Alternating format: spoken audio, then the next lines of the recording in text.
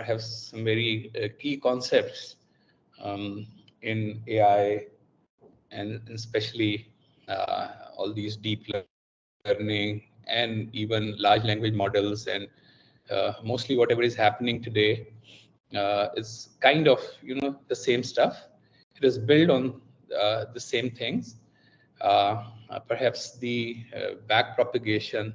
So today I intend to cover, this is week number 12, back propagation, and then some popular convolutional neural networks.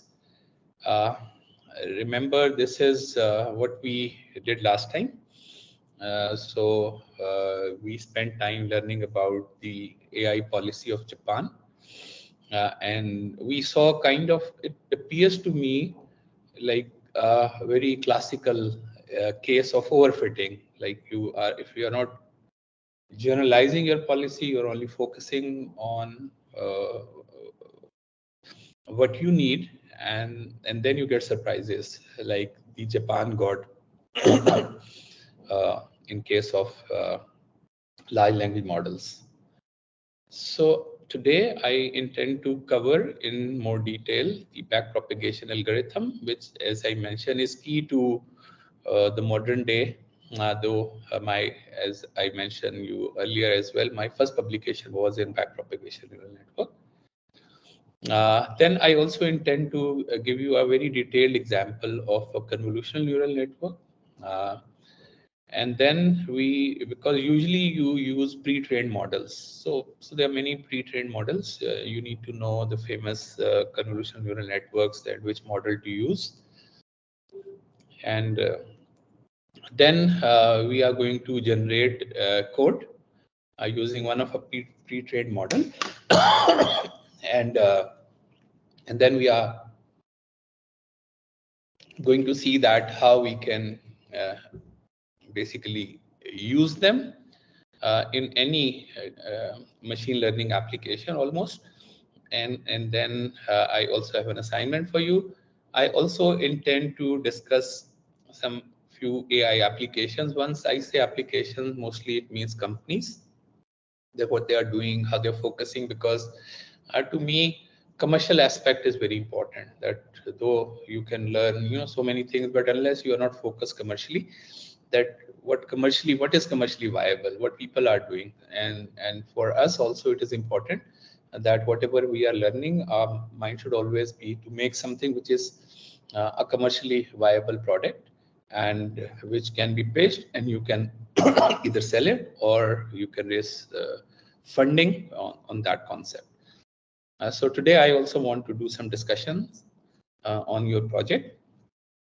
And then if we find time, I also want to start the RNN and LSTM, and that'll lead us to the transformer and then large language models. So backpropagation neural networks and backpropagation algorithm is kind of very key to many things in, as I mentioned, in neural networks. To me, kind of, no matter what type of latest models you are using, they are like kind of black boxes. Okay, so they are like black boxes. You give input and you get an output, and hardly and even if you know that what is happening inside, but nobody really knows that what will happen, kind of thing, what will happen, because no certainty. It's like so complex, so deep, so many parameters, that's very difficult to have a sound mathematical reasoning to know that if I give this input, so this is the output I'm going to get. Because as we have been mentioning again and again and again, that they are relying on humongous amount of computational power now at the disposal of the people, and the memory. So both are humongously available. So people have been treating, and that's what the biggest problem perhaps now is, that for serious applications, people want reliability, people want surety. And then I'll perhaps in the next class I'll be discussing that how perturbing a little your input, you can totally confuse this black box and it'll say something else. Though visually you will able to see that no, this is actually it is. So it's a box with a lot of excitations, these functions, and a lot of weights, connections, and so moving all over the places. So that's what we have seen so many times, like input coming in, getting multiplied with all these weights. So all these, so getting excited on this, usually an excitation function. And in most of the deep neural networks, it is simple ReLU, which is just if it is negative, it'll make it zero. Otherwise, it'll just keep the positive value as is. So all these weights and the bias terms, and they are something which are inside the box, and the way they are connected, and then they produce an output. And how basically you make sure that once you give input, you get a desired output by having thousands and millions of test data, and then which where you also have an answer to the test data. So you send a data and you have an answer to the test data, and once you randomly normalize, initialize it, and then you get a prediction, you have an error, and this is basically the error which we have seen a very non-linear surface. And then the error you try to minimize by having the gradient descent, that you take the tangent of the error and move in the opposite direction, so that error becomes smaller and smaller. And so that's what mostly all the CNNs are doing, that you have a dog and you say, no, it is actually a cat. And so the error goes back. And if you see that your error is reducing, then you just keep going on. So keep going on. And then you have many of these inputs. And for these many inputs, you have all the right outputs. And but once you are getting wrong outputs, you train the weights. So you train the weights, and they think that it resembles with our brain as well, that they are neurons and billions of neurons, and they are connected with each other, and that's how actually the brain works. So this is the way that it goes back and fixes the weights. So I have here a very good reference of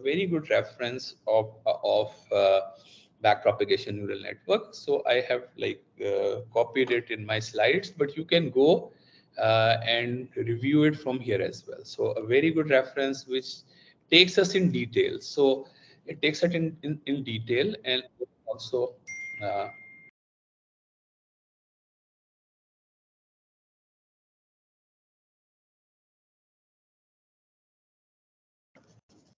okay.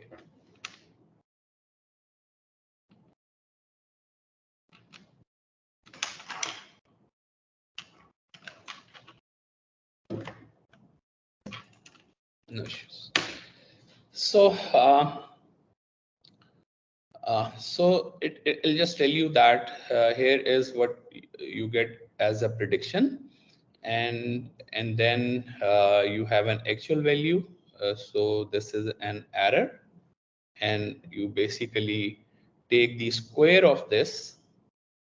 That is actual value prediction minus the actual value square of this is the error. And now here is the challenge. So no matter what type of neural network you have, what type of large language model you have, there is always, even if you have a large language model, you have a sentence and you are assuming, because you already know the next word in the sentence, and you feed in this sentence and you say, oh, this network is pointing to a next word, which actually is not the next word in the sentence. So you calculate this error and you feed that error to train all the parameters. So these are called parameters of a model. All these weights are called parameters of the model, which are tunable, which are trainable. So they may be millions, or now they're even getting into trillions of parameters, which are trained by passing a lot of data where you know the answer.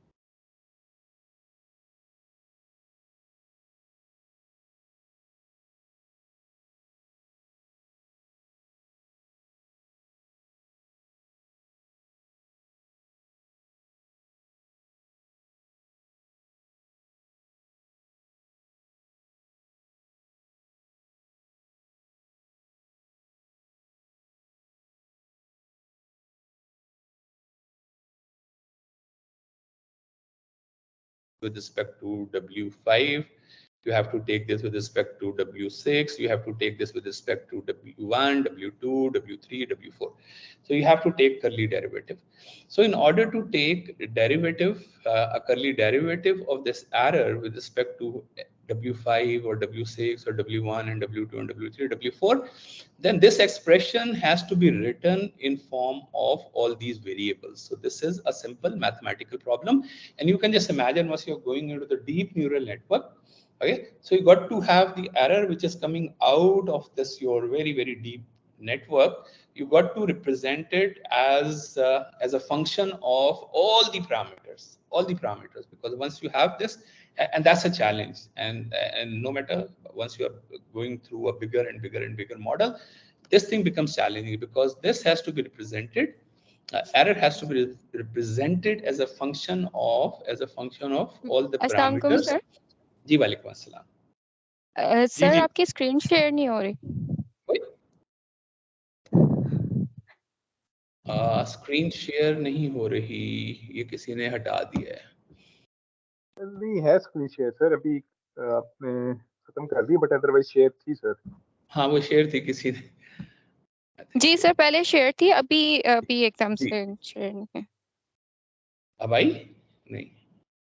Ji sir, ये अभी तो जो आप share yes कर रहे हैं वो आ sir, रही है। अभी आपका वो टीम्स नजर आ रहा है। ये भी आ रहा है? जी सर आ रहा है, क्योंकि वो जो भी आप पावर पॉइंट आ रही है? नजर आ। जी सर बिल्कुल क्लियर आ रही है सर। ओके सर ठीक होगी। ठीक है, थैंक यू। अच्छा, तो अब इसका जो सबसे बड़ा चैलेंज है वो ये है कि mathematically, and I will keep coming back to this challenge, that mathematically first you have to write this error as a function of all the parameters, okay, and then you have to take curly derivative of the error, that's what they called a gradient, with respect to each one of these, and then you have to put that derivative equal to 0, and that's how you basically go about doing this. So this has to be done, and then because you are not finding, you know that you cannot just find an absolute global minimum, because there is no such global minimum which you can directly hit. So you got to go in step, because you don't know, so you have to go in step, and then all the learning layer comes into the picture. So let's see that how in the simple example where you have some inputs and some outputs, and you are going to train this neural network, and that can be just then extended. So for training requires annotated data, okay, so this is must. So annotated data means that for known input you should know the output. So in this case, for example, if you give input of 2 and input of 3, you are going to get 1. So you can just interpret it as there are two features. One feature is 2, the other feature is 3. So your sample is 1. Okay, this is known to you. And so mostly what we do is that we just randomly assign weights. So you may have a normal distribution or any which way that you generate all these random numbers which are to be adaptive. Remember, these are actually weight. This is W5. So these are all weights. So these are all weights. You randomly just initialize them. And now comes that you got to you have now give this input, and the output you get is 0.9191, and you know that this is actually wrong, because you should have gotten 1. So there is an error, and this error will help you to train the network. Okay, so this error is an important thing, because it's going to help you to train. Sorry, to train the network. Okay, so so how this error is going to help you to train the network is important. So now we need to write this error as a function of all these parameters. And to do that, first we need to write this output as a function of these parameters. And we know out is very simple, H1 into W5 and H2 into W6. If you add them, it gives you the output. Okay, so one thing is verify one H1 into W5 plus H2 into W6 is the prediction, which is the output. Okay, so this is good. But then we need to write H1 and H2 as well, because we need to write the error as a function of all the parameters. Now you go and you put in H, you find out what H1 is, and you know the H1 is I1 W1 plus I2 W2 is H1. Okay, and similarly H2 is I1 W3 plus I2 W4. So once you have these, so this is H1 and H2 written. So now your at least prediction is written in terms of all the parameters, and so you are kind of half done. And but you actually want the error. Okay, you want to take partial derivative of the error with every weight. Okay, this gives you the gradient. Okay, and then you take negative of the gradient. So gradient is this, negative of the gradient is this, and then you take a very little step, and this will define the step to update the existing weight. So you say, I want to go down in this direction. So you take a little weight and update the weights. So this is almost everywhere you run backpropagation neural network. Okay, as I mentioned, even if you have a large language model, so you have a sentence, I am going to Lahore. So I'm going to Lahore, but it says I'm going to Kathmandu, for example. So there is an error. So I have Lahore has a digital notation, means it's just a vector of 300 parameters, and Kathmandu is also a vector of 300 parameters. So it'll just take this difference and try to minimize the error, so that once I'm saying I'm going to, it should say Lahore, and there may be like other a long sentence which I'm just writing, and so I'll just fix the weights so that I should get the desired result. So, so this is where the error has to be derivative. I need to take its derivative with respect to every weight. So easiest is to taking the derivative of the W6, which is the weight in the last layer. So you say but I know that error is not a function of W6. So this is what we then do. This is called the chain rule, and it depends how deep your network is. This chain rule just keeps going on and on and on and on, depending upon how deep your network is. So, for example, here the chain rule will be, first you take the error, which is error is a function of our prediction. Okay, function of our prediction. So you first take the derivative of the error with respect to the prediction. Then prediction is a function of the weights, W, all of these W's. Then you take uh, the prediction with respect to 5 and 6. And then once you are coming to W1, you have to take prediction. First, you take the derivative of the error with respect to prediction, and then prediction with respect to H1, then H1 with respect to W1. So you just keep going down by applying this chain rule. And you see this chain rule here in action, that error is a function of prediction and prediction is a function of W6. So you apply chain rule. So error with respect to prediction. So you know this is the error formula, prediction minus actual square and half. You usually take the average 1 over m. So prediction minus actual. So prediction minus actual is once you take its derivative, we know this power comes down, and we know how to take the derivative. This power comes down, and you reduce this power by -1. So it becomes, this is the 2 that has come down, and you have reduced the power by 1. So now it has this power 1. And now in the next step, you take the derivative of W6 with respect to prediction and with respect to actual. And we know because actual does not depend upon W6, it is the predictions. You take the prediction. So this is, yeah.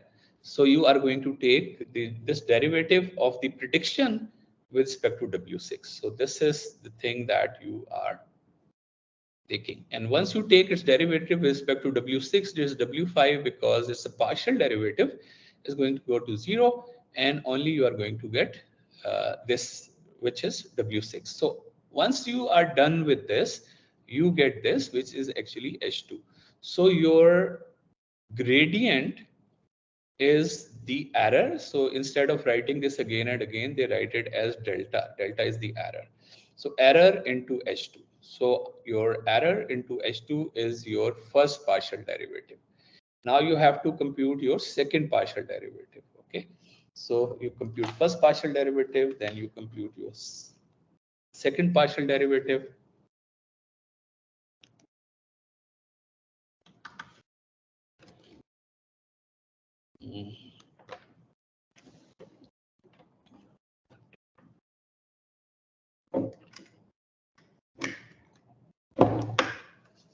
Okay.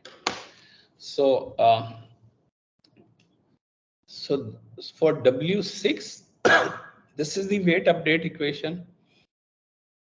For W5, this is the weight update equation. And now you got to go and do it for W1 and W2 and W3 and W4 as well. So same thing. Now the chain rule, as I was mentioning, first you take error with respect to prediction, then prediction with respect to H1, then H1 with respect to W1. Okay, so it's a chain rule. This is only you have one hidden layer. If you have two hidden layer, then you have to go back H1 with respect to H2, then H2 with respect to W. If you have three, then you have to H1 with respect to H2, H2 with respect to H3, H3 with respect to. So just keep going down, down, down, down, down the chain rule, keep applying the chain rule, so that you actually are where your W1 is depending upon that excitation, which directly relates to this weight. So now the chain rule has these three terms. So this term we already know that what this derivative is, and this term is where we already easily can calculate because prediction is written in terms of H1. Okay, and this we also know because H1 is written in terms of the weights. So you apply this and you get the answer, and so you get this answer. This is the answer for the W1. So you have now this is called backpropagation neural network, where all these weights starting from W1 and W2 and W3 and W4 and W5, W6 are updated with a learning rate which is adaptive usually, that there are different algorithms that how small or bigger weight that you have to keep.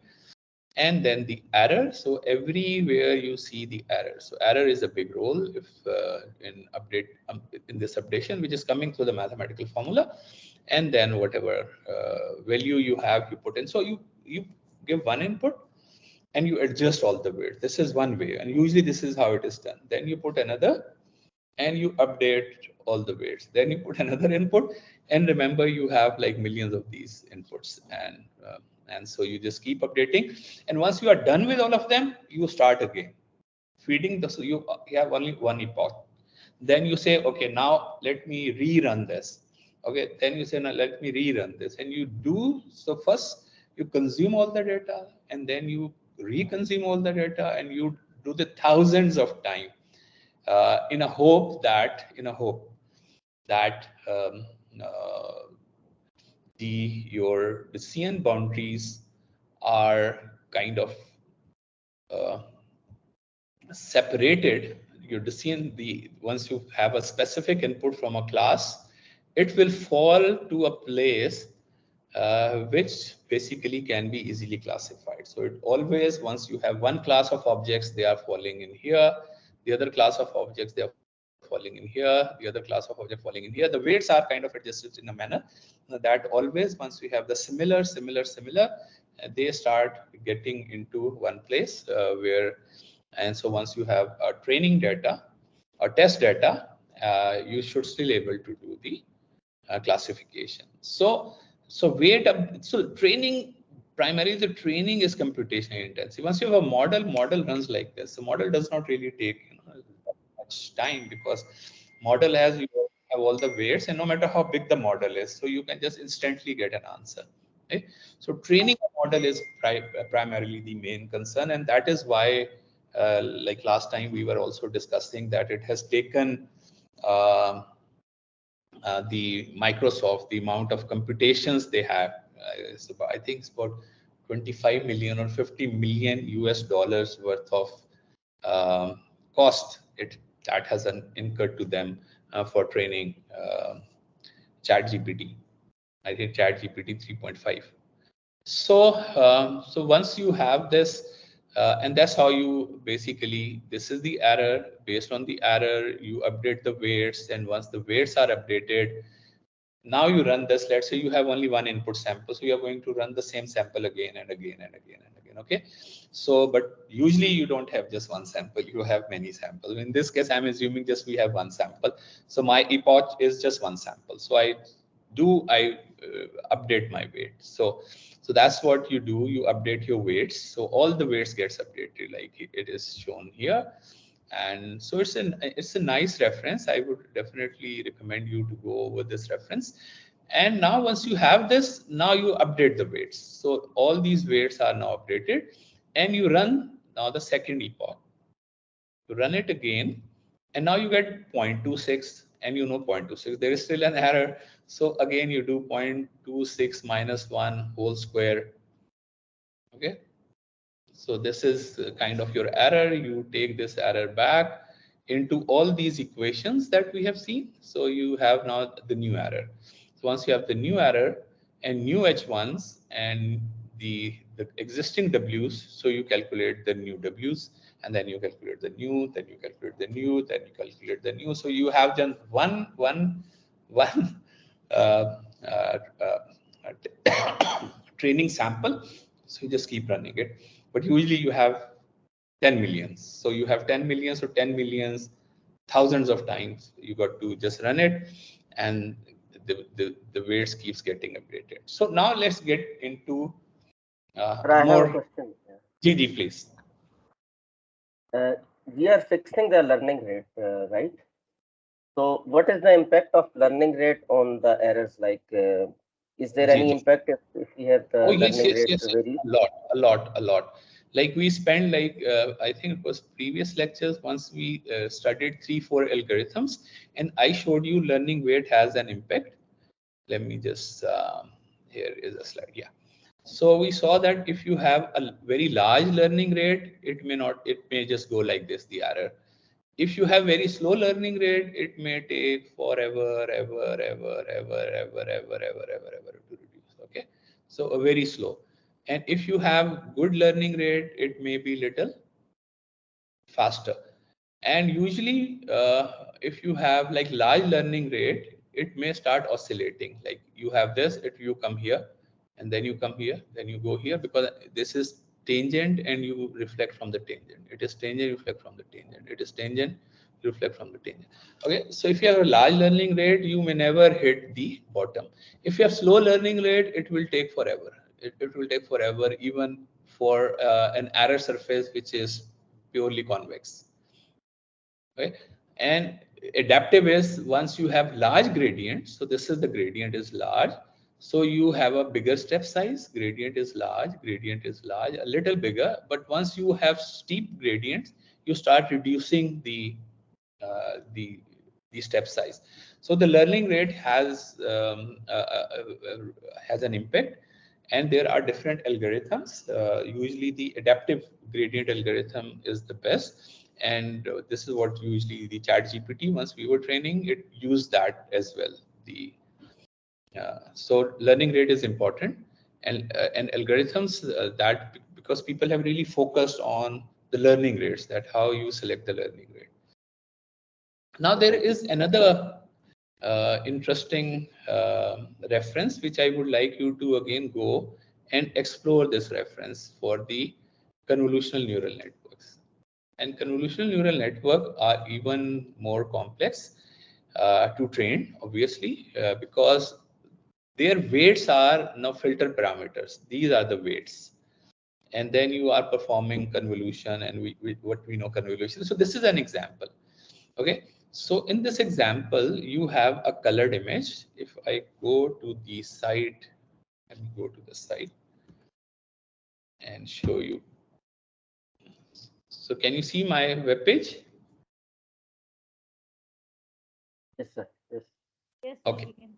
So now you see that here are different objects. Above there are different objects. So this is lifeboat. This is ladybug, and so pizza. Okay. So these are the different objects, and it now is a convolutional neural network. So you select an object. So this is, let's say you are kind of now testing. It has already been trained. So this is an espresso coffee, and it is colored. So you have three channels. This is the red channel, this is the green channel, and this is the blue channel. So R, G, and B. So there are three channels, and there are 10 filters. So this is 10 filters. So there are 10 filters of size 3 by 3. Okay, so 3 by 3 by 3. So one filter for this, another filter for this, another filter for this. Okay, so you have these filters. So this is your first image after the filtering, first filter. So this is the second filter. So you have 10 filters. Okay, so first filter is this, which is going to filter out red, green, and blue, and then going to add them to make one picture. So 3, so it is first filter is going to make a red, a green, and a blue, and then add them to have your this image. This is your second filter, which is giving you this. This is your third filter. This is your fourth. This is fifth, sixth, seventh, eighth, ninth, 10. And this is after passing it through the ReLU function, which is if there's a negative value, it is going to just make it 0, is going to keep the positive value. So it is the ReLU function. After ReLU function, the same 10, 10, 10, 10 values. Okay. So let's see the filter as well. The filtering operation here. Okay, so this is the filter. Little small black square is a filter. Okay, it's just is you just keep going, take it over, and it'll just keep showing you the value of the filter. The what you see in yellow is value of the filter. So 0, minus 0.25, minus 0.22. And these are also the weights which the backpropagation neural network has trained. And just now, just imagine that once you are training, so you have all these 10 filters of size 3 by 3 by 3. Okay, so all these 10 filters which you basically use to have them to filter or give you their desired result. So this is the filtration. And then there are two things once you are filtering. One is that, so this is your input image size. You need to decide if you want to zero pad or not. Okay, for example, if you zero pad on your image, it is going to add zeros. Okay, so here is I have padded an image 0.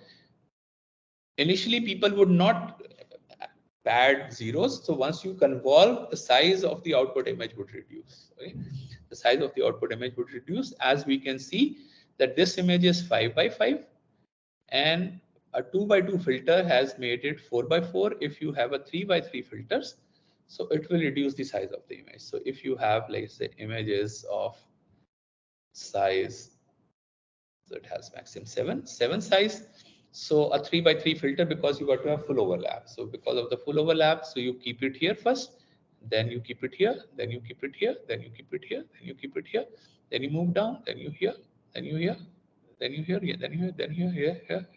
So that's how you do the filtering. 3 by 3 filter, 3 by 3 filter, and without zero padding, size will reduce. But if you zero pad it, okay, now the size will remain same. 3 by 3, so you got to zero pad one here, one here, one here, one here. So you are 2 zero padding. So 3 minus 1, so you are okay.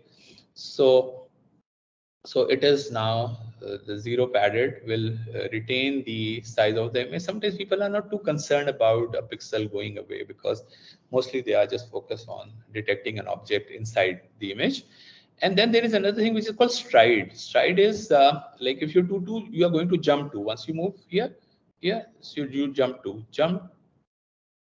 So always once you move one step left, it will be 2 steps. Okay, one step left is 2 steps. Always one step down is 2 steps. So stride it's 2. If you say stride is 3, so it is going to have stride of 3. So it goes 3 step down. So usually there is a stride of 2, and kernel size is 3, padding is 1. So that's how the filtering is happening. So, and this is ReLU. So ReLU is where if it is negative value, it will make it 0, and otherwise it is going to have a 45-degree. Now let's go back and see what is happening here. So these are the filter. This is after ReLU. This is the first convolution layer. Okay. So how many of these filters? So 10. These are the 10 filters. 3 by 3 by 3, 10 filters. So 9 into 10 is 90 parameters. So the backpropagation algorithm has to somehow train these 90 parameters for this layer, 90 parameters for this layer. So there are now 2 convolutional layers. So this is the first convolutional layer. This is the ReLU and Maxpool. So this is the second convolutional layer. So second convolutional layer again would require, if it it says 10, so it is 3 by 3 by 10 filter. Okay, 3 by 3 by 10 filter is going to, so 3 by 3 by 10 is 9 into 10 is 30. So 3 by 3 by 10 into 10 filters, so 900 parameters. So you have all these parameters are to be trained, then ReLU, then Maxpool. Maxpool by 1. So you are just having the maximum value. You take the maximum value of the window that you have. So this is showing the Maxpool. The Maxpool is out of 2 by 2, as you can see. So Maxpool is with, there are 2 values, so it takes the maximum of the 2 value. So then is this layer, then is this layer, and then is our final layer, which would just have, for example, if it is espresso, so you can see the maximum value is here. If it is I select something else, so it is ladybug, so ladybug has the maximum value. And these are all the weights which are to be trained. So usually you have a fully connected layer and all the weights are to be trained. So let me go back to, so so here is the whole thing, and you see the filter working. So one filter, 3 by 3 filter working, and then you are calculating, and there is also a bias, and then you do ReLU, then you move to the next convolution layer, then the next convolutional layer, and you just keep doing this. And here we also see that you can see how the filter is working and the weights. And yeah, this is more in line with. So the last layer, usually we say flatten, and here you see 1690. So 1690 is now the size of the vector which is going to point to out of all these options, depending upon which input it is. So it is going to point to that area which has this object. So it is going to point to that area which has this object. And here though you have first all these, once you are flattening, just imagine now the number of weights that you got to train. So 1690, all are coming here. So 1690 weights, 1690, if there are 10 classes, so 1690 into 10. So these are the weights. Through backpropagation, you will give an input, you get something else. For example, instead of this, you are getting something lifeboat, though there is an espresso cup. So you take this error and you start training all the weights, all these weights, all the filters up to the back. Okay, and then again you put another input and see if you're not getting the correct answer, you again calculate the error and keep propagating it back so that weights gets adjusted. So once you get a trained model like this is a trained model, so it has already calculated all the weights. So once you basically use it, it means you are using the weights for which this has been trained. Usually once you look at the last layer, this is the last layer, you would find out that this layer would have extracted the features from an image, and usually this is a generalized feature extraction layer. So not only for this application, you may have totally different data set, you may still be able to just use this network and just feed in your data set to see that how good it extract your features. But this final layer has to be trained. So usually we say this a transfer learning, that you, and I'll show you today an example where I have just trained some images using an already pre-trained network. So these are some of the popular networks. I think the very first popular network, which means that they are just available. All these after they have like trained the network, all these networks are available. And here is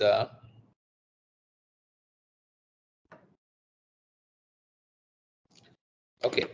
So this is the LeeNet, and this paper was published in 1998. So I have a copy of the paper as well. I'll show you that.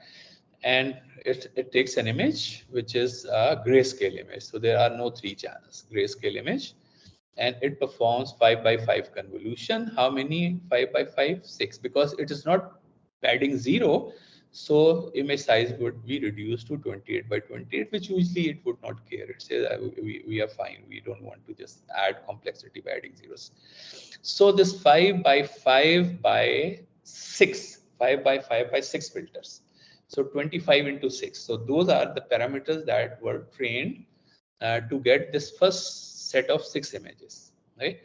And then what it is doing is, it is feature map. It is just throwing up subsampling, just throwing every other sample. So it is not doing max pooling, it is just subsampling, throwing every other sample.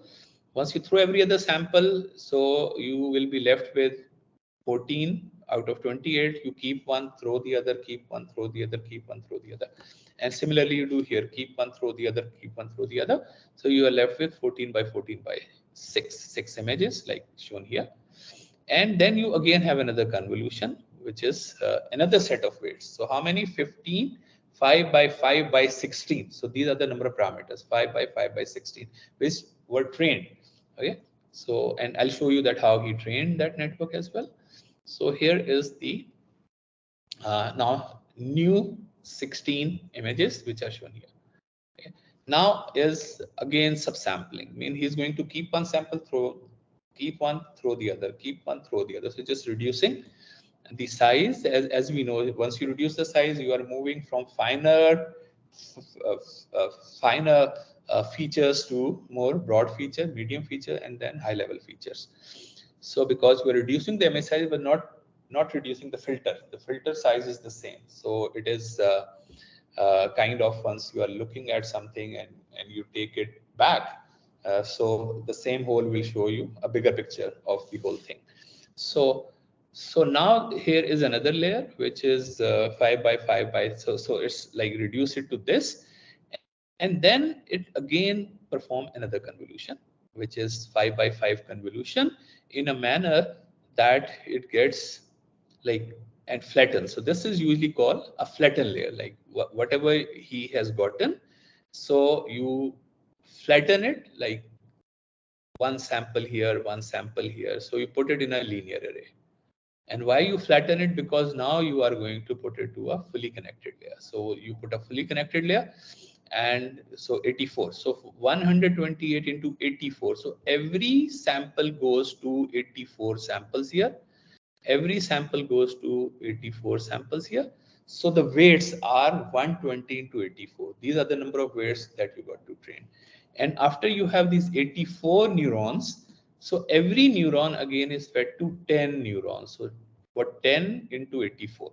So again, you have 10 into 84 parameters. So the backpropagation has to train these weights, these weights, these weights, these weights, and these weights. Okay.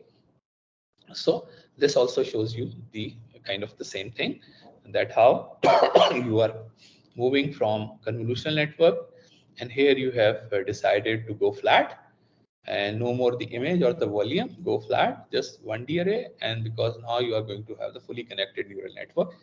And why these are not fully connected? Because these are not fully connected. It is only 9.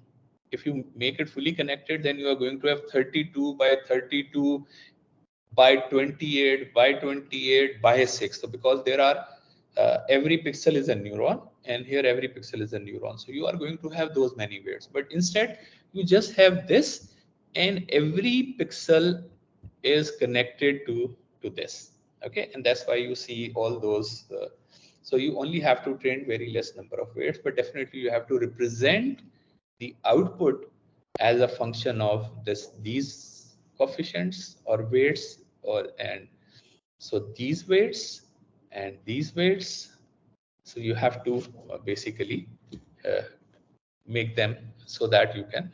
So this is the paper. It says gradient based learning applied to document recognition, and this is the image from the paper. So I've taken this image from the paper, and as you can see, just almost the same thing. It's just talking about, just showing that this thing is here, then upsampling, convolution, upsampling, and then it has a fully connected layer, and then a fully connected layer, then Gaussian connection, and this is the data set. So they made, like, the bureau,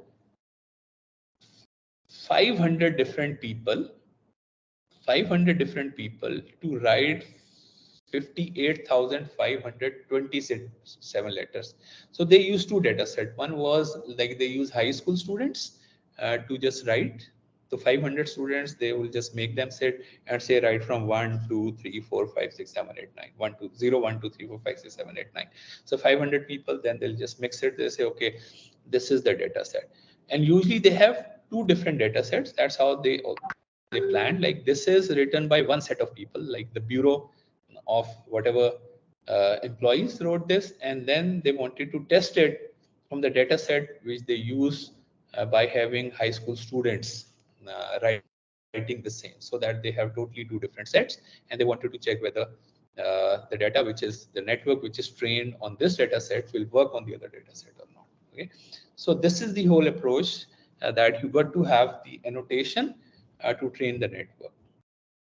So then comes the second very popular CNN is LXNet. Okay, and LXNet became instantly popular, and convolutional neural network became instantly popular because of LXNet. So this is kind of uh, uh, a turn into this whole neural networks and AI, that people would not trust that how can you, just by adding more and more and more layers, uh, things would improve. Okay, so increasing the size of the model, as I have also mentioned earlier, that if you increase the size of the model and the data, you are going to get better performance. So LXNet was which won this challenge. So here, this is the network. Okay, so here again you see that it's just a typical convolutional neural network, the CNN, where you have a colored image, and here, because you have to do a classification out of 1,000, this is a crazy thing really, 1,000 objects, that any of these 1,000 objects getting into the network and are able to tell that what object it is. Okay, so it has three. So it would use 11 by 11 filter with stride of 4. Okay, stride of 4 means just going to cut it into 1/4. So 11 by 11 filter, as we know, and then it is going to move it 4 stride, then another 4 stride, then another 4 stride, and so, and how many of these filters? 96 of these filters. Okay, so so this is 11 by 11 by 3. So usually they don't write 3 because it's a color image. It is for every channel there is a filter. So 11 by 11 by 3 by 96 are the parameters for the first layer. Okay, I hope you understand this. Okay, because there are 96 of these filters, 11 by 11 by 3 by 96, and those are the filters that were trained to get to this amazing result. Okay, so here, and then next is max pool, which is 3 by 3 with stride of 2, and we know I've just shown you on the website as well. So a 3 by 3, so you have a 3 by 3 max pool, means you take a maximum value out of the 9 values, and then you skip one value and go to the next, skip one value, go to the next. A stride of 2 will reduce it into half. Okay, So you reduce it into half, and obviously this will remain 96 because you are just applying it on every of these 96 images or excitations. Now you have another 5 by 5. So you are now, and as you can see here, it is 5 by 5 by, because you are going to have 256 and these are the 96. So 5 by 5 by 96 into 246 parameters. Okay, because you got to have 5 by 5, and for these 96 we have 5 by 5 by 96. Okay, so I'll just generate one image. So you're going to have 256 of these. So that's a big number. So then again you do a max pool, so you are going to reduce it into half, and this remains as is. Now you come here and you have another 384. Okay, 384 3 by 3 filter, and 384 of these. So first 256 of these are 3 by 3 by 256 by 384. Okay, and another of this, another of this, another of this, and finally once you have these, if you multiply this, so this is a 6 by 6 into 256 image. Okay, and then you flatten it. Means first pixel you put here, second, third, fourth, fifth, sixth, seven, eight. So you get total is 9216, which is actually 6 by 6 by 256. Okay, and then here is a fully connected. Fully connected mean 9216 into 4096, and this again another fully connected mean 9096 into 9096, and then 1000 means 9096 into 1000. So total parameters which were to be trained were 60 million parameters. So 60 million parameters to train the LXNet, and that's why people would not trust, because you don't know what these parameters are doing honestly. But end of the day, why should you care? Because it is just doing the classification of 1000 objects. You say, okay, 60 million parameters or whatever is fine. So 60 million parameters was help them to jump not only from here to here, but also it has just changed the entire paradigm of artificial neural networks and AI. Okay, so we understand the max pooling is stride of 1. With stride of 1 is you take the maximum value. Here maximum value is 9, so you select 9. Here maximum value is still 9, you select 9. And here maximum value is 5, you select 5. So you just keep moving it, keep moving it, keep moving it, 3 by 3 window, find out the maximum value, and have another image which is just recording these maximum value. Stride 1 will not reduce the size. Okay, stride 1 will not reduce the size. Stride 2 will reduce it into half in both directions. Stride 3 will reduce into 1 by 3. So this is the LXNet, and all the calculation which I was doing with you, that 96 11 into 11 filter, and so these filters, 256 5 by 5 filters, 384 3 by 3 filters, 384 3 by 3 filters, 256 3 by 3 filters, 4096 neurons, 4096 neurons, 1000 neurons. Okay, and at that time they ran it on 2 GPUs. So there were 2 GPUs, so half of them it was on one. So that's what their paper shows. They were more focused on the implementation. Their paper shows that how they divided this whole thing into 2 parts. One was running in 1 GPU, the other one running in another GPU, unless they have to come here where they have to share data, because those were fully connected. Yeah, otherwise they could have just half of the image going there and half of the image, or images are the same but half of the filter up and half of the filter down. That's more appropriate. So so here is then came the in 13 came another network which is ZFNet. Okay, so ImageNet, large scale visual. So they won the challenge, and we can see that they have like good. So this is their network, almost kind of the same thing. This is the image size. So they have a stride of 2 first, and they have this filter. Then so 3 by 3 max pooling, stride of 2. They were doing local response normalization, where in this volume they take this one value, one row, and just normalize it. How you normalize it? Usually you subtract it with its mean and divide it with the standard deviation. But nobody uses this now. Other than that, just a typical neural network, we are going from 256 to 512 and 3 by 3 filter. So it is 3 by 3 by 256 would bring you here. And to get in here, it is 3 by 3 by 512, 1024 of these filters. And going from here to here, it is 3 by 3 by 102, 512 of these filters. And so, and just you can imagine, like this is it's just millions and millions of these connections and weights, and training this animal, how complex and difficult would it be to just backpropagate, using the backpropagation, training all the weights, then again training all the weights, and how much computational power for how many days it kept actually running.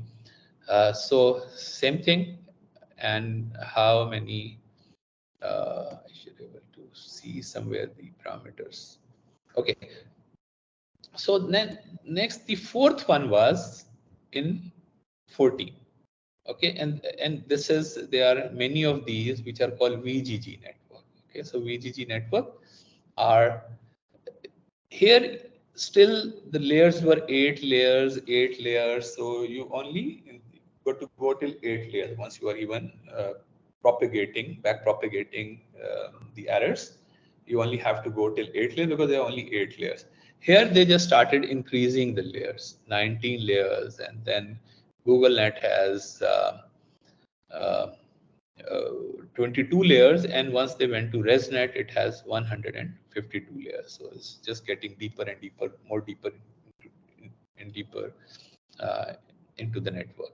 Okay, so what the VGG net did was, so they kind of use just a standard 3 by 3 convolution, stride 1, padding 0, and 2 by 2 max pool, stride 2. So kind of standardize this. Okay, just always it is, the convolution is always going to be 3 by 3, max pool always going to be 2 by 2 by stride 2, and then they started building a complete network. So this is the network. So going from here to here is 8 layers. Yeah. So they have 3, like one is this 16 layer network, and the other one is 19 layer network. Okay, and here is the so this is stacking, like this is 64 of these, 64 of these, 128 of these, 128 of these, then pulling 256 of these, 256 of these, pulling. So finally you have like 1,000. So every time, why 1,000? Because there were 1,000 objects. Okay, so this is the, and here the number of parameters were increasing all the time. So 138 million parameters were there to in this network. Okay, so it's here, it shows clearly that filter is same, 3 by 3.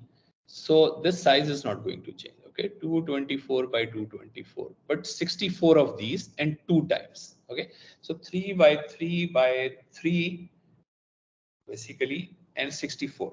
So you get this. And then again here you have pulling, max pulling, and always max pulling by 2. So it is going to reduce the size by half. Okay, again convolution by 3 by 3 by 64, and 128 of these. So this size is not going to change, 112, 112, and 102. Again pulling the same 2 by 2. So they made it kind of a regular structure, like 3 by 3 filter, 2 by 2 pulling, 3 by 3 filter, 2 by 2 pulling, and many times this. So twice this, 3 times this, 3 times this, and let's keep stacking these layers and having a convolutional neural network, which kind of would look like this. Okay, so this is the network, which is just keep systematically decreasing the size by half every time you move from here to here.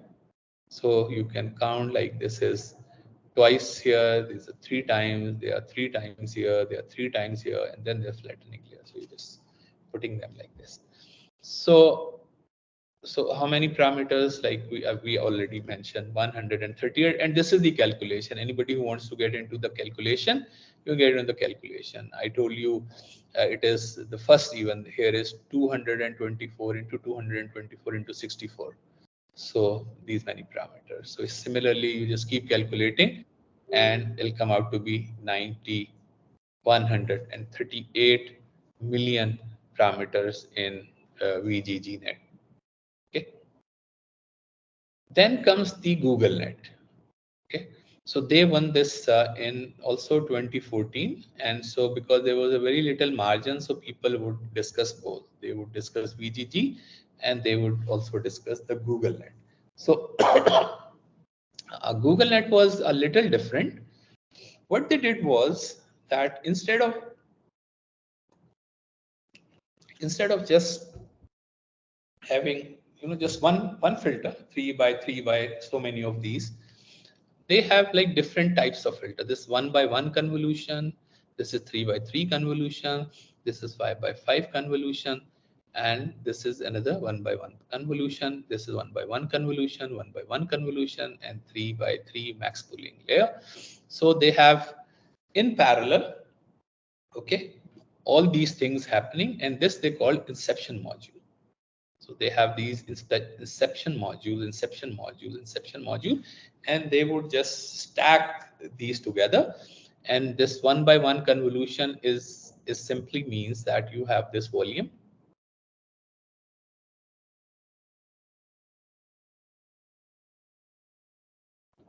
And its width is W, whatever that means. So this filter is kind of a 1D filter. Dot product लेना होता है, so you have W width and just 1 pixel. So it will just go like this and add all the items. Go like this, add all the items. So it is add all the items. And how many of these depending upon what volume you are trying to generate. Okay, what volume you are trying to generate. So it will just, let's say out of this is 100 or 111, and this is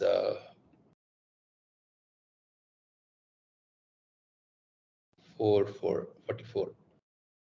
So you have width is 111, so it is 1 pixel into 111 pixels, and so you'll just go and keep adding, and you need to have 44 of these because every one will just generate one value. So one slice, then another slice, and all of these depending upon that how many you actually need. So this is how the 1 by 1 convolution will work. 1 by 1 convolution can just reduce this whole thing into just one image, the same size. Okay, because just going to perform a convolution, collapse all of these together, all the images together into one image. Okay, and assigning different weights to different slices, add them up together, one image. And if you have 44 of these, so another image, another image, another image, another. So this inception module is the inception, and this is what the stacking is. It's like you have 1 by 1 by 16, as I mentioned earlier. So 1 by 1 by 16 means that you have 16 of these. So you are going to get 16 images here. Okay, so size is going to be the same. So 1 by filter is going to 132 by 32, and then is this is 3 by 3 by 32 filters. So these are again going to have you 32 of these, and size has to be the same because you are going to stack one over the other. So once you are going to make volume, that volume has like different types of filter applied on this data. So that's what the Google Net innovation kind of was, that use this. Okay. So here comes the last that I want to discuss, and it is ResNet. And ResNet is very different, and because now you move from 22 layers all of a sudden to 152 layers. So that's something which was kind of interesting, that they say we continue stacking deeper layers. But once they were stacking like more layers, because the trend was like you go from 8 to 19 to 22. So what these guys were doing, they said it shows like if you're going to deeper, you are improving. So the assumption was once you go to the deeper layer, you should improve. So, but then they found out that instead of improving, they start kind of, in some cases, they kind of start losing, and it performs the shorter or shallower network performs better than the deeper network, and that was like kind of confusing for them, that why though we are putting more and more layers, but more layers does not really mean that you improve. So what happens once you continue stacking deeper layers on a plain convolution layer? Right? A 56 layer model performs worse on both training and test error. So they said it performs, so this is the training error and this is the test error, both it performs worse. So it means that deeper models are not good, but it is not because of the overfitting. So that's important. They realize that it's not that it is overfitting. It is actually, if it is overfitting, at least in the training it should do better, but even in the training it is not doing better than the shallower model.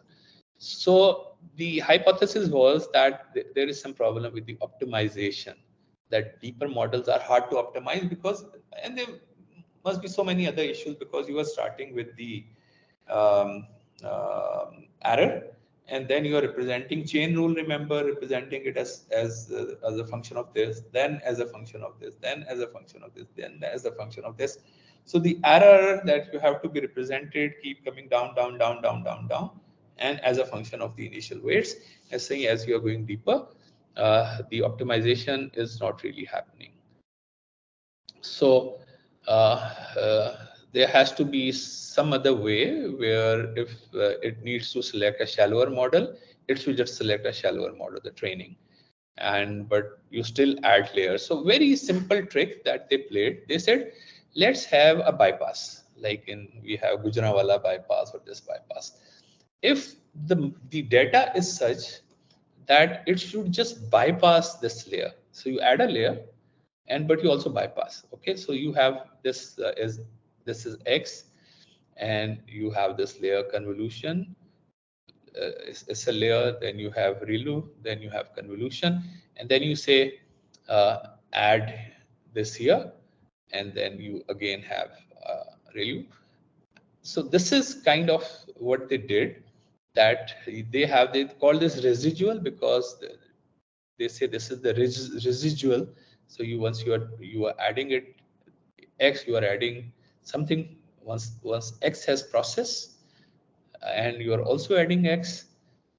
So means that if you somehow make this 0, you can bring simple X to the next layer. Okay, so you can bypass some of the layers, or making FX to have very little effect. So you can just kind of bypass layer. You're not bypassing, you are providing a provision. So there is a provision in the network that if it is not really getting optimized because of the depth, some layer can be bypassed, or is the training would decide whether what to do with this. So this is the convolution, you do the ReLU, then the convolution, then you do the ReLU. So here is the example, that instead of just stacking all these layers together, you have this bypass given, bypass given, bypass given, bypass given, bypass given. So some of these bypasses may just bypass and shortcut these two, and that was the idea. So idea was pretty pretty simple. So these are the ResNet. So, and this is how they are performing. So this idea, inception, I have explained you the idea of inception is that you just stack, put parallel filters, then stack them together and go to the next layer. So this is interesting. So then what I did was, I thought, why not to try to just generate code. So I, जी वालेकुम अस्सलाम। Sir तो उसका benefit हमें क्या मिलता है जो आपने कहा कि हम बाईपासिंग करते हैं? जी बाईपास ही होता है जी।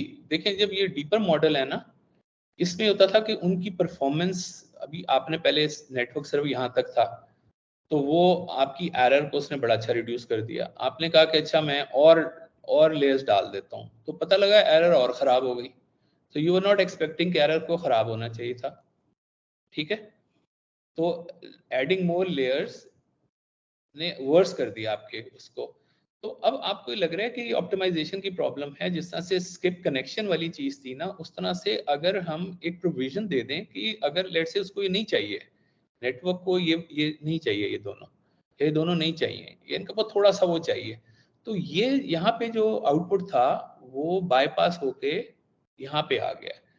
तो वो काइंड ऑफ नलीफाई कर देता है सम ऑफ द लेयर्स को। कौन सी लेयर्स में नलीफाई होना ये आपको नहीं पता, ये तो जब आप ट्रेनिंग करेंगे ना तो फिर आपको खुद से पता लगेगा। लेकिन ये करने से इस नेटवर्क ने आउट परफॉर्म किया सारे नेटवर्क्स को, ठीक है ना, और इसके पैरामीटर्स भी कम थे। So it kind of out perform, यहाँ पे देखा आपने कि इतना ज्यादा इसने आउट परफॉर्म किया, उससे एरर इसने हाफ कर दी, ठीक है, रेजनेट ने। तो ये इसका फायदा हुआ। और इसको अब ये देखें, मैंने यहाँ पे एक, so this is what I asked ChatGPT to generate code that uses ResNet CNN to extract features from any given input image. अच्छा, अब मैं जो अहम बात है ना वो ये है कि भाई आप एक कलर्ड इमेज दें, ठीक है, कलर्ड इमेज दें अपने ब्लैक बॉक्स को। So for you and I would split CNN into 2 parts, ठीक है। This is the CNN, ResNet है या जो भी है, it always will end up by flattening the last layer, ठीक है। उसको कहेगा flatten, उसको flatten कर देता है, ओके। सो FC कर देता, flatten है, और फिर उससे fully connected, ये flatten किया, और flatten के बाद फिर they are all fully connected layer. Usually once it flattens the whatever images it has here, these are the features, ठीक है। ये जो flatten हुए हैं ये features हैं हमारे, this is the feature set. And now instead of doing feature engineering, you just reuse, you say ask ChatGPT to use any good pre-trained model to extract me the features, and I am not going to use this network, I can use any other classifier, I can use the CN tree, I can use sport vector machines, I can use naive base, I can use just anything. Once I have features, I can use anything, or I can even go ahead and use or retrain the fully connected layer as well. So what people have been doing is that they have their own data sets, they have their own images, though all these networks are not trained on their images, they are trained on ImageNet challenge, which has 14 million images. They are trained on 14 million images, but they believe that what every network is doing is it's just extracting some low-level features from the image, some medium-level features from the image, from high-level features from the image, which can be used to kind of train for any application. Maybe it's medical, maybe you are doing cancer detection, maybe you are doing traffic signal detection. So any kind of detection that you are performing, you can just reuse this pre-trained model. So it's that simple a code. For example, here he says model is ResNet 50, and it is weights are what were trained for the ImageNet, and there may be others, like people might have trained it for the other image or other data set as well. And so I'm not using I'm just using the last layer, which is the fully connected layer. So I'm not going to use the rest of the network. And in this, it may have option of performing Average pooling is, it's a 3 by 3, so I'll take the average, adding 9, dividing it by 9. Not a max pooling is taking the maximum value. Now, whatever image you put, it has to be put into the size which the ImageNet, which is 228 by 200, 224 by 224. So this is what it is doing. It just take the image, you give the path, I'll just resize it. Okay, so it's resize the image and just return. This is the feature extraction.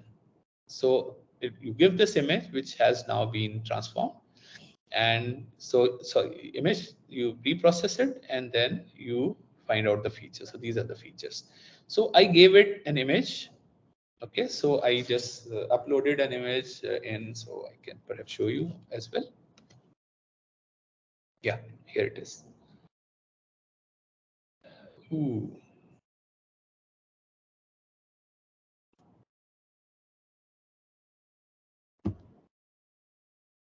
Sorry.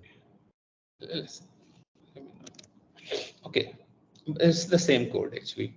So, and then I asked it to plot the features as well. So it added this code. So ChatGPT, you can just, because this is also good that Python, you can just keep on appending. You say, now plot me the feature. Now convert the feature into 2 features or 3 features using principal component analysis. You can just keep adding patches.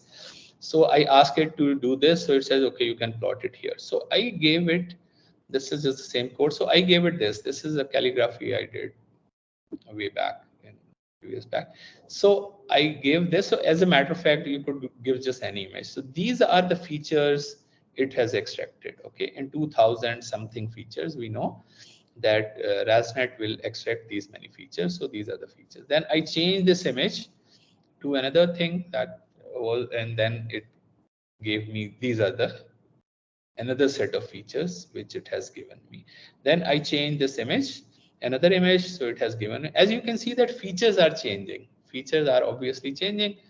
And so this is for the image 1, this is for the image 2, and this is for the image 3. Okay. And so now what the neural network does is it takes these features, feed it to a fully connected layer, train the weights so that it can just do the classification. If you are doing, it depends that what type of application you have, it'll just convert it into,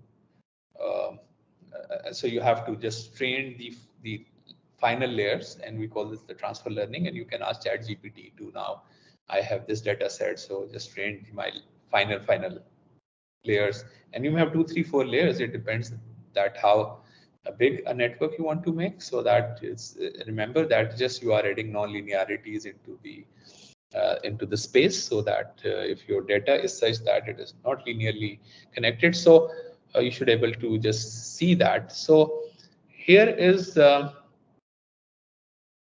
I said, okay, I want to actually visualize the intermediate activation map. So all the intermediate images, they call it activation map because they pass it through the ReLU. So every is the perceptron, this, and then they have which performs this nonlinear operation. In most of the cases, nonlinear operation is simply this operation. Okay, so I wanted the ChatGPT to let me see the intermediate activation maps of the CNN model to understand how the network process.